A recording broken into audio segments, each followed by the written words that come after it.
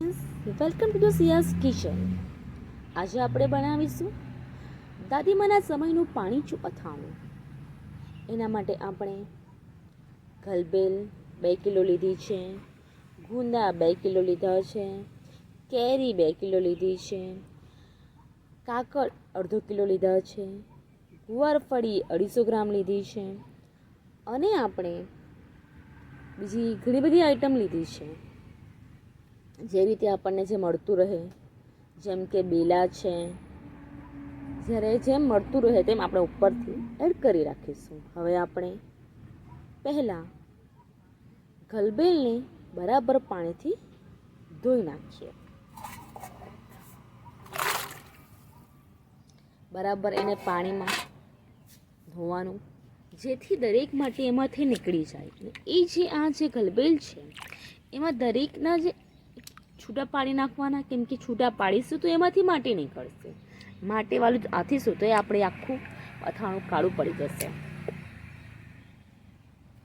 આ ગલબેલ જે છે એક આખા ઝૂંડમાં હોય છે, એમાંથી દરેક પાર્ટ અલગ પાડવા પડશે, કારણ કે એમાં એટલી બધી માટી હોય છે કે સાફ તો કરવી જ પડશે. હવે આ ગલબેલ ધોવાઈ ગઈ છે. હવે આપણે ગુંદાને ધોઈ નાખીશું પાણીમાં.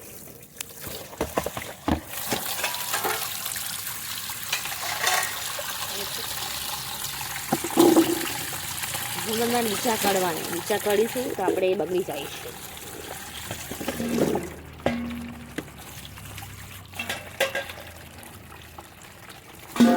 ચાલો હવે આપણે આ કાકડને ધોઈ નાખીએ. દરેક વસ્તુ ધોવી ખૂબ જ જરૂરી છે. આ કાકડને આપણે ધોઈએ છીએ. હવે આપણે આ ગુવારફળીને ધોઈ નાખીએ. હવે આ હલ્દી છે, હલ્દીને આપણે આખી પણ કાપીને નાખી શકીએ અને મસાલામાં પણ નાખી શકીએ, પણ હવે એને ધોઈ નાખીએ બરાબર, કેમ કે આ હલ્દી આખી માટીવાળી છે. હવે આ બધું ધોઈ નાખ્યું છે. હવે બધુંને સનલાઇટમાં સુકાવવા મૂક્યું છે, જેમ કે આ ગુંદા છે, આ કાકડ, આ ગુવારફળી, ગલબેલ અને હલ્દી. આ એક અથાણું બનાવવા માટે અલગથી મૂક્યું છે. દરેક વસ્તુ સુકાઈ ગયા પછી આપણે એનો મસાલો બનાવીશું.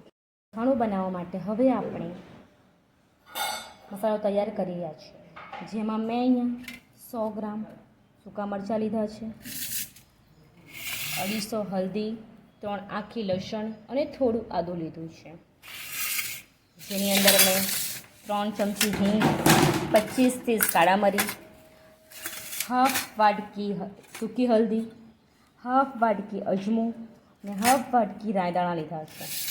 અને બીજું એમાં 1 કિલો જેવું મીઠું લીધું છે. આપણે હવે 300 ગ્રામ મીઠુંમાં 1.5 કેજી કોઈપણ વસ્તુ ગુંદા મિક્સ કરી શકીએ છીએ. એટલે 1.5 કેજી માટે આપણે 300 ગ્રામ મીઠું માપસર વાપરી શકીએ છીએ. એમાં આપણે આ રીતે એક કેસ્ટર ઓઇલ વાપરી શકીએ છીએ. કેસ્ટર ઓઇલ થોડું સારામાં કંપનીનું લેવું, જેથી આપણે અથાણું જે બનાવીએ છીએ 2 વર્ષ સુધી સમય સુધી સારું રહી શકે છે. હવે આપણે દરેક વસ્તુની આ ઉખળીની મદદથી, જૂના જમાનાની ઉખળીમાં આપણે હવે વાટીશું અને પછી બધો મસાલો આપણે મિક્સ કરતા જશું. કાળા મરીને વાટીએ.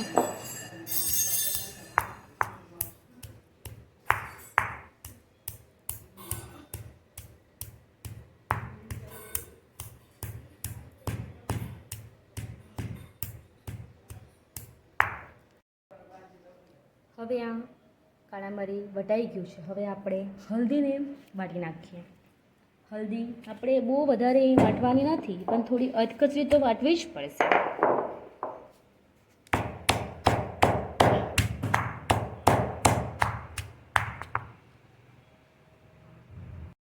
આ રીતે દરેક વસ્તુને વાટીને અધકચરું જ વાટવાનું, જેથી આપણે સારી રીતે અથાઈ રહે.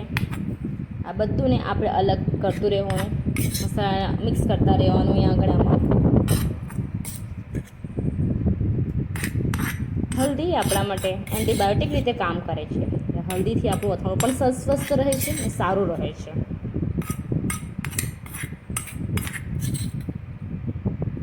હવે આપણે એ જ રીતે થોડુંક આદું લઈ વાટી નાખીશું. થોડુંક જ આદું લેવાનું, આપણે વધારે આદું લેવાની જરૂર નથી.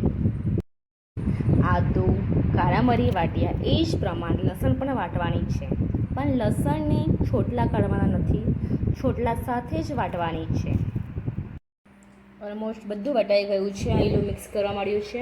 હવે આપણે મરચાં વાટી નાખીએ. આ મરચાં જે છે અધકચરા જ વાટવાના છે.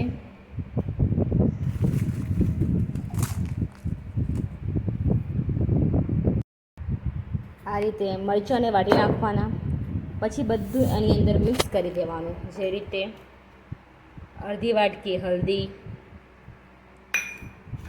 3 ચમચી હિંગ,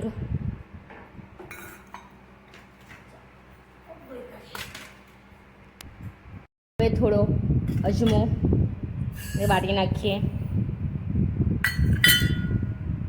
અજમો નાખવાથી આપણા પેટમાં ગેસ થતો નથી. હવે થોડી રાઈ વાટી દઈએ. બધું ઓલમોસ્ટ વટાઈ ગયું છે. હવે આપણે બધુંને મિક્સ કરી નાખીએ. દરેક વસ્તુને પ્રોપર મિક્સ કરવાનું. અધકચરું દરેક વસ્તુ વાટવાની છે.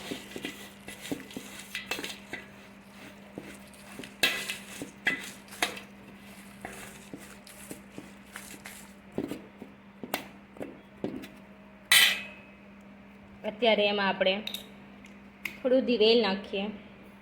થોડું દિવેલ મિક્સ કરતા નાખી દઈએ.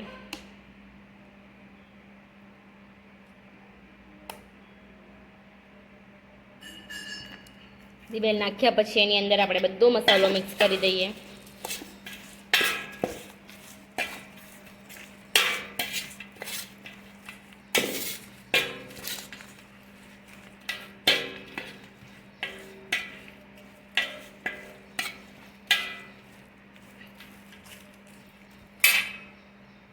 અત્યારે મેં અડધો કિલો જેવું મીઠુંનો ઉપયોગ કરી રહી છે.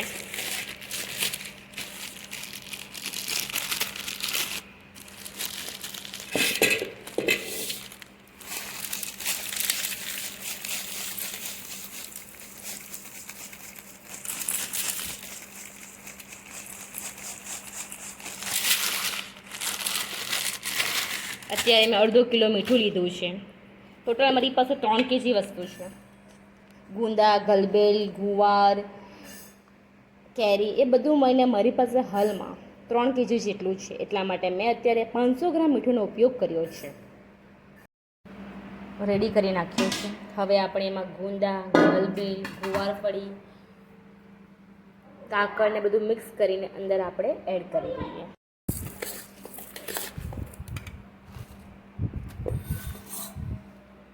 આ છે ગુવારફળી, એ બી અંદર મિક્સ કરી દઈએ.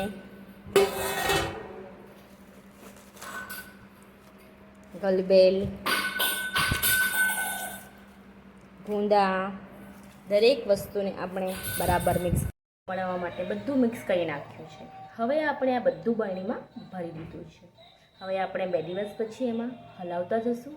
જો આપણને જરૂરત પડે તો આપણે એમાં થોડું પાણી એડ કરીશું. એમ તો મીઠું આખું નાખ્યું છે તે પાણી થશે જ, તો પણ આપણે થોડું પાણી એડ કરી શકશું. સિયાઝ કિચનને લાઈક કરો, સબસ્ક્રાઈબ કરો અને શેર કરો. Thank you so much.